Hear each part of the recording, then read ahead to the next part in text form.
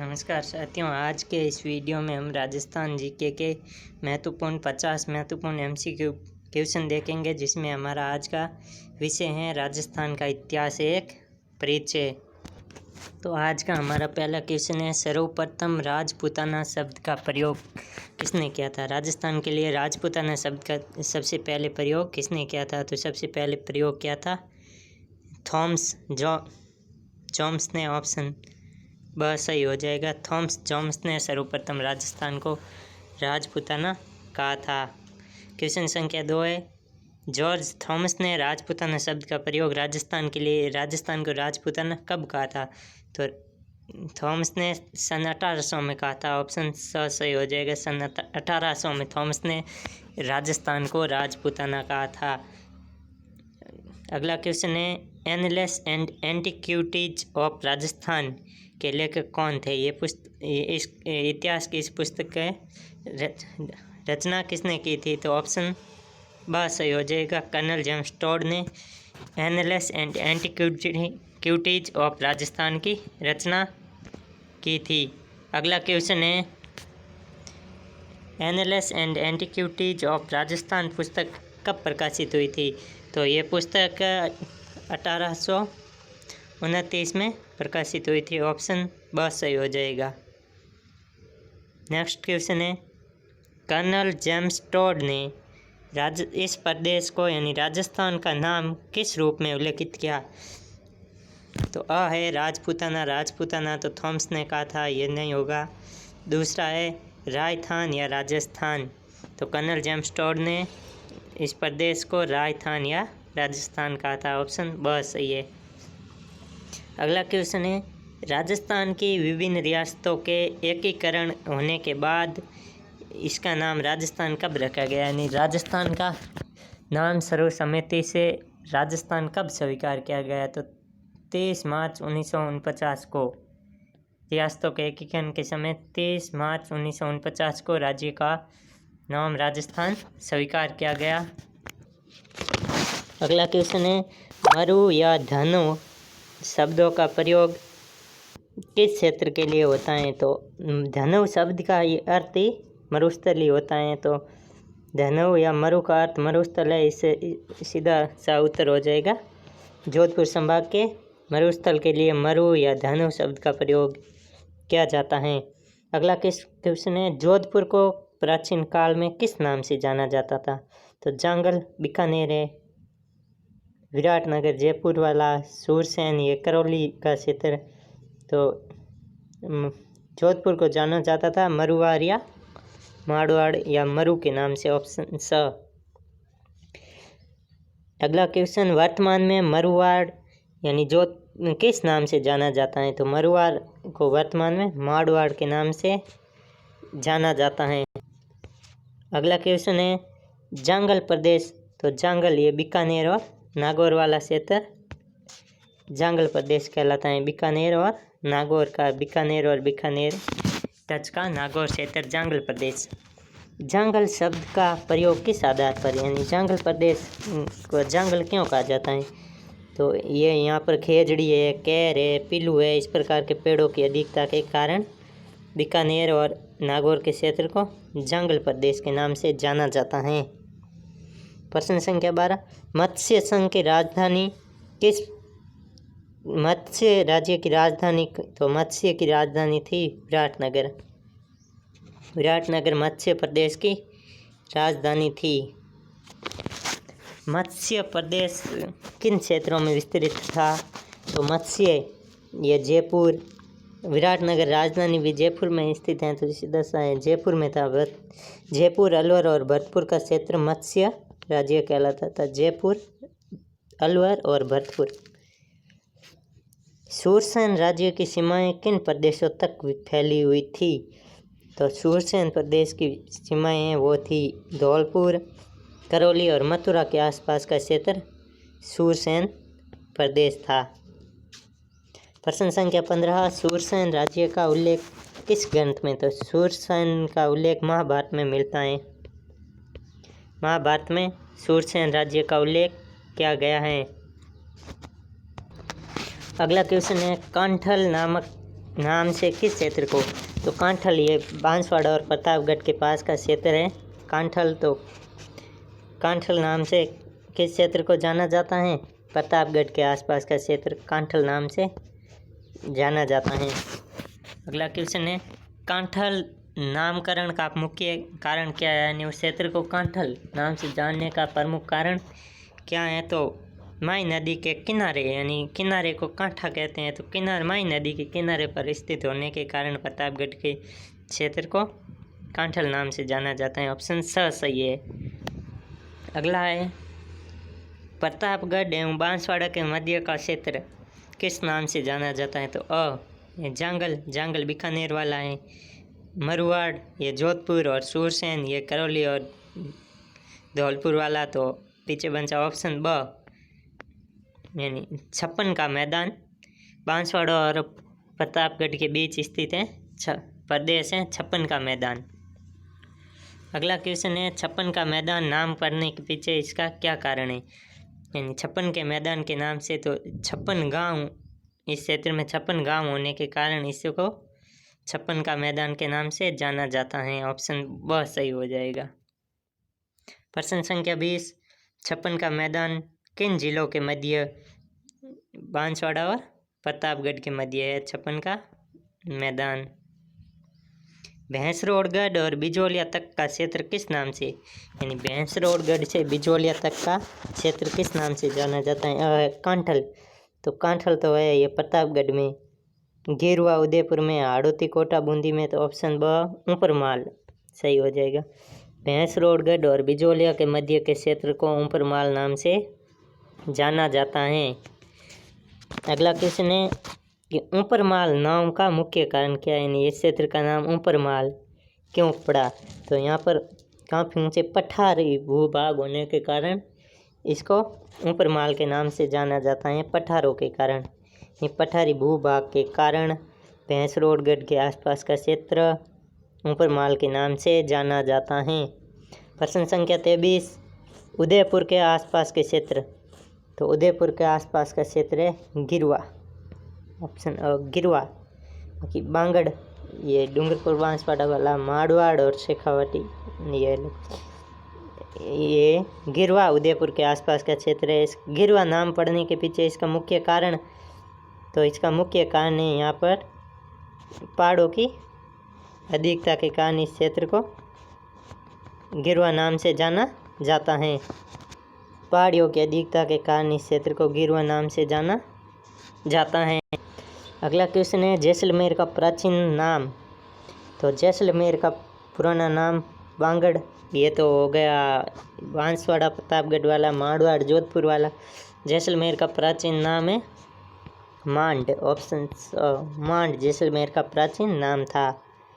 डूंगरपुर एवं बांसवाड़ा के क्षेत्र को तो बांगड़ नाम से जाना जाता है। डूंगरपुर एवं बांसवाड़ा के क्षेत्र को। कोटा तथा बूंदी, कोटा एवं बूंदी ये हाड़ौती नाम से प्रसिद्ध है। ऑप्शन ब सही हो जाएगा। हाड़ौती नाम से कोटा व बूंदी को जाना जाता है। कोटा, बूंदी, बाड़ा और झालावाड़ ये चारों राज्य हाड़ौती क्षेत्र में, चारों जिले हाड़ौती क्षेत्र में स्थित हैं। अगला क्वेश्चन है, सीकर, झुंझुनू एवं चूरू का क्षेत्र किस नाम से? तो सीकर, झुंझुनू तथा चूरू ये शेखावाटी क्षेत्र कहलाता है। सीकर और झुंझुनू है, चूरू है, ये शेखावाटी है। शेखावाटी नाम किस शासक के? तो शेखा के नाम पर इस क्षेत्र का नाम शेखावाटी पड़ा था। शेखा के नाम पर चूरू, झुंझुनू एवं सीकर का नाम शेखावाटी पड़ा। प्रश्न संख्या 30, मानव इतिहास में को कितने भागों में? तो मानव के संपूर्ण इतिहास के कालखंड को 3 भागों में विभाजित किया गया है। ऑप्शन ब 3 भागों में मानव का पूरा इतिहास विभाजित किया गया है। ये इतिहास के 3 प्रमुख कालखंड कौन से हैं? तो प्राक, आद्य और ऐतिहासिक युग।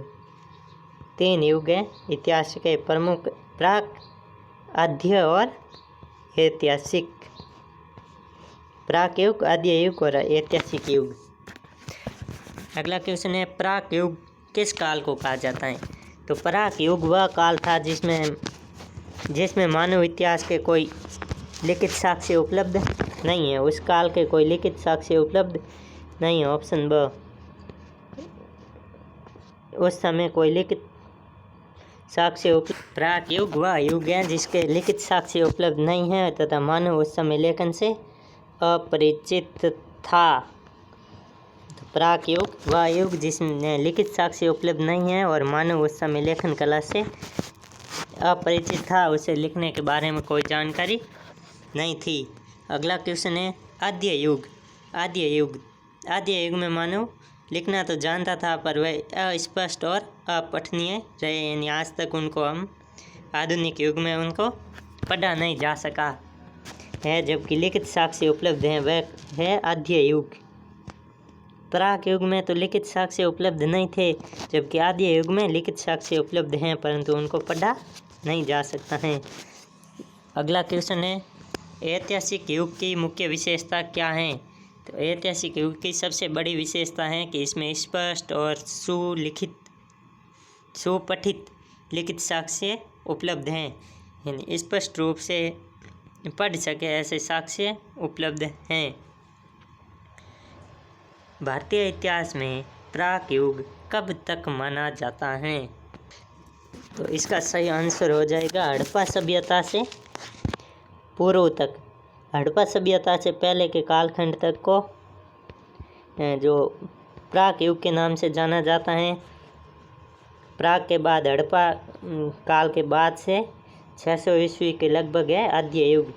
तो आद्य युग कब तक है, हड़प्पा के बाद से 600 ईस्वी तक आद्य युग है।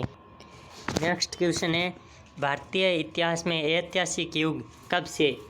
तो प्राक था हड़प्पा तक, उसके बाद में 600 ईस्वी तक आया था आद्य युग और 600 ईस्वी के बाद से वर्तमान तक का जो समय है वो जाना जाता है ऐतिहासिक युग के नाम से। ऑप्शन स सही हो जाएगा। प्रश्न संख्या 38 वर्तमान समय किस युग का हिस्सा माना जाता है। तो वर्तमान समय ऐतिहासिक युग का हिस्सा है। नेक्स्ट क्वेश्चन है मानव सभ्यता के उद्भव के प्रारंभिक काल को किस नाम से। तो मानव उद्भव के प्रारंभिक काल को पाषाण युग के नाम से जाना जाता है। नेक्स्ट क्वेश्चन है पाषाण काल को कितने भागों में विभाजित किया गया है। पाषाण काल को कितने भागों में, पाषाण काल को 3 भागों में बांटा गया है। ऑप्शन बहुत सही हो जाएगा। पाषाण काल को मुख्यतः 3 भागों में विभाजित किया गया है। नेक्स्ट क्वेश्चन है पाषाण काल को कौन कौन से 3 भागों में है। तो इसका सही आंसर हो जाएगा पूर्व, मध्य एवं उत्तर काल। पाषाण काल को 3 भागों में बांटा गया है, पूर्व पाषाण काल, मध्य पाषाण काल और उत्तर पाषाण काल। अगला क्वेश्चन है राजस्थान के इतिहास में प्राक युग किस काल से संबंधित हैं। तो संपूर्ण इतिहास को 3 भागों में बांटा गया है, उसमें से ये प्राक युग है वो भी पाषाण काल का ही भाग है। तो प्राक युग किस काल का भाग है, पाषाण काल से संबंधित है प्राक युग। नेक्स्ट क्वेश्चन है राजस्थान में मानव संस्कृति के अस्तित्व का अनुमान कितने वर्ष पूर्व का माना जाता है। राजस्थान की मानव संस्कृति कितने वर्ष पुरानी मानी जाती है। तो राजस्थान का मानव का अस्तित्व लगभग 1.15 यानी 1 से 1.5 लाख वर्ष पुराना का माना जाता है। ऑप्शन ब 1 से 1.5 लाख वर्ष पुराना माना जाता है राजस्थान में मानव संस्कृति का अस्तित्व। अगला क्वेश्चन है राजस्थान के पूर्व पाषाण काल के उपकरण किस पत्थर के बने थे। राजस्थान में खुदाई के दौरान जो पूर्व पाषाण काल के उपकरण मिले हैं वो किस प्रकार के पत्थर से हैं। तो वो हैं क्वार्ट्जाइट नाम के पत्थर से, क्वार्ट्जाइट प्रकार के पत्थर के उपकरण मिले हैं। पूर्व पाषाण काल के उपकरण क्वार्ट्जाइट पत्थर के बने हुए हैं। अगला क्वेश्चन है राजस्थान में पूर्व पाषाण कालिक उपकरण सर्वप्रथम किसने खोजे थे। ये पूर्व पाषाण काल के उपकरण मिले हैं जो क्वार्ट्जाइट पत्थर के बने हुए, इनकी सर्वप्रथम राजस्थान में खोज की थी श्री C.A. हैकेट ने। राजस्थान में पूर्व पाषाण कालिक उपकरणों की सबसे पहले खोज की थी वो थे C.A. हैकेट। C.A. हैकेट ने राजस्थान में पूर्व पाषाणकालिक उपकरणों की खोज की थी। अगला है कि C.A. हैकेट ने 1870 में किन स्थलों से हस्तकुठार खोज निकाले थे। यानी C.A. हैकेट ने खुदाई के दौरान 1870 में खुदाई कहाँ पर की थी, तो C.A. हैकेट ने 1870 में खुदाई की थी जयपुर और इंदरगढ़ के आसपास इन स्थलों की खोज की थी, जिसमें उनको हस्तकुठार मिला था। अगला क्वेश्चन है, झालावाड़ से पूर्व पाषाणकालिक उपकरण किस विद्वान ने। C.A. हैकेट ने तो खोजे थे जयपुर और इंदरगढ़ में, जबकि झालावाड़ में सैटनकार नामक विद्वान ने झालावाड़ में पूर्व पाषाणकालिक उपकरणों की खोज की थी। नेक्स्ट क्वेश्चन है, राजस्थान में पूर्व पाषाणकालिक उत्खननों में भारतीय पुरातत्व विभाग के साथ किस संस्था के विद्वानों ने महत्वपूर्ण योगदान दिया। राजस्थान में पूर्व पाषाण काल के संबंध में जो एक खोजें हुई है, इन प्रकार के उपकरणों को खोजने में कौन सी संस्था थी जिसने भारतीय पुरातत्व विभाग के साथ मिलकर काम किया था, तो डेक्सन कॉलेज पूना के विद्वानों ने राजस्थान में खोज में योगदान दिया था। राजस्थान में पुरातात्विक उत्खननों में डेक्सन कॉलेज पूना का योगदान रहा है। नेक्स्ट क्वेश्चन है, राजस्थान में पूर्व पाषाणकालिक संस्कृति के अध्ययन में डेक्सन कॉलेज पूना से जुड़े विद्वान को, तो राजस्थान में पूर्व पाषाणकालिक संस्कृति डेक्सन कॉलेज पूना के इनमें से विद्वान कौन थे।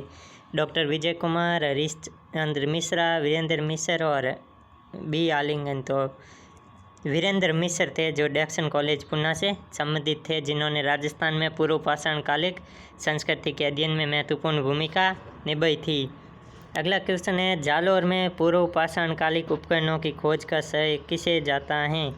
तो जालौर में पूर्व पाषाणकालिक खोज किसने की थी, तो जालौर में की थी बी आलमगीर ने जालौर में पूर्व पाषाणकालिक खोज की थी, जबकि झालावाड़ में सैटनकार ने और जयपुर तथा इंदरगढ़ में C.A. हैकेट ने। पूर्व पाषाणकालिक खोज जयपुर में, इंदरगढ़ में C.A. हैकेट ने, झालावाड़ में सैटनकार ने और जालौर में बी आलमगीर ने की थी। अगला प्रश्न है, राजस्थान के किन किन जिलों में पूर्व पाषाणकालिक उपकरण विशेष रूप से प्राप्त हुए, यानी किन जिलों में पूर्व पाषाण काल के उपकरण प्राप्त हुए। तो जैसे कि हमने पढ़ा, जयपुर है, झालावाड़ है, जालौर है, इसके अलावा अजमेर, अलवर, चित्तौड़, भीलवाड़ा, जयपुर, झालावाड़, जालौर, जोधपुर, पाली, टोंक आदि जिलों से हमें पूर्व पाषाणकालिक उपकरण प्राप्त हुए हैं।